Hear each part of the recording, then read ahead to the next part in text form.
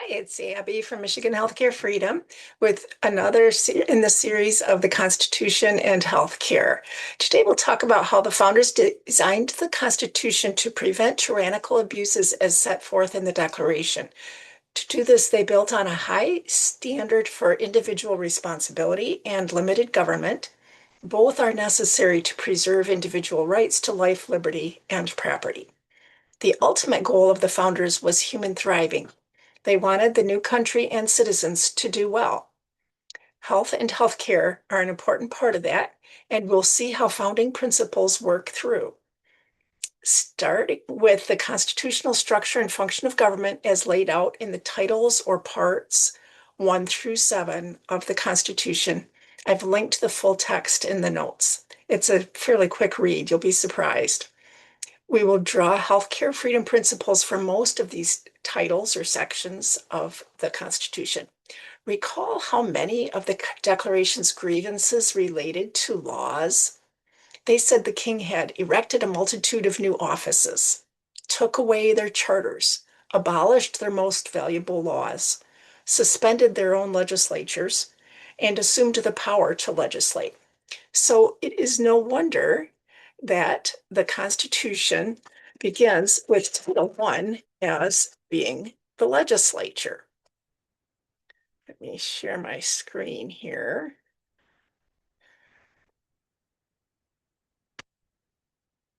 There we go. So, as it says, we, the people of the United States, in order to form a more perfect union, establish justice, ensure domestic tranquility, provide for the common defense, promote the general welfare, and secure the blessings of liberty to ourselves and our posterity, do ordain and establish this Constitution for the United States of America. So that encapsulates their entire purpose. And we can see a couple of things in there that would relate to healthcare and healthcare freedom. The general welfare certainly includes that, and the blessings of liberty to us and our children. Starting right off at Article 1, Section 1, all legislative powers herein granted shall be vested in a Congress of the United States, which shall consist of a Senate and House of Representatives. That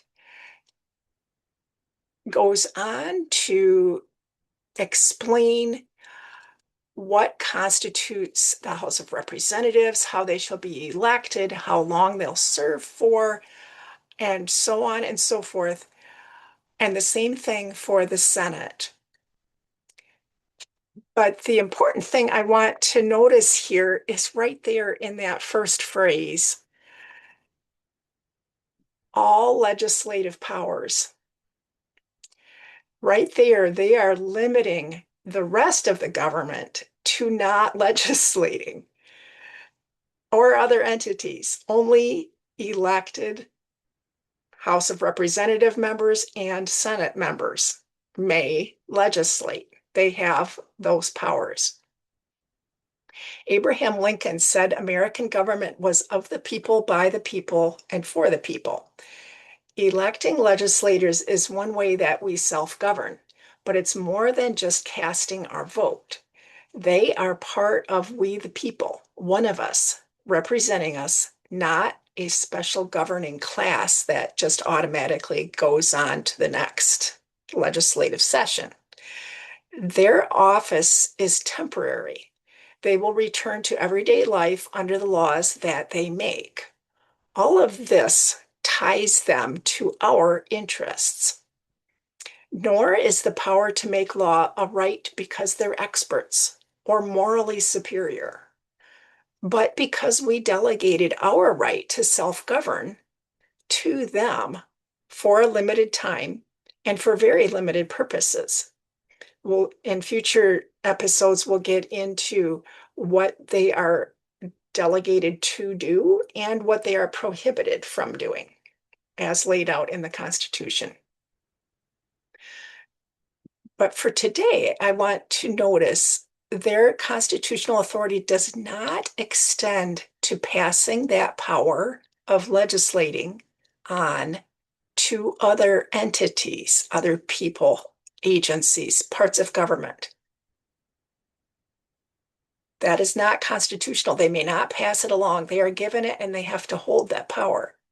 Yet Congress has delegated rulemaking power very frequently to unelected federal health bureaucracies. And state legislators for the last 100 years have done the same thing. It's no wonder we have extreme government overreach into healthcare.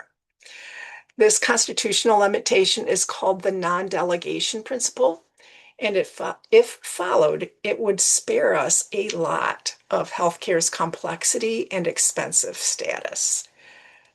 In 2024, the US Supreme Court took one step towards restoring the non-delegation principle.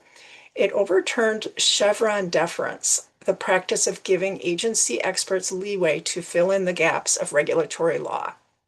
You can read about the Chevron decision in the MHF forum post linked in the notes.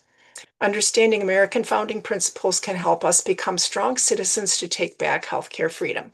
There is no better time to do that than right now during America's 250th birthday.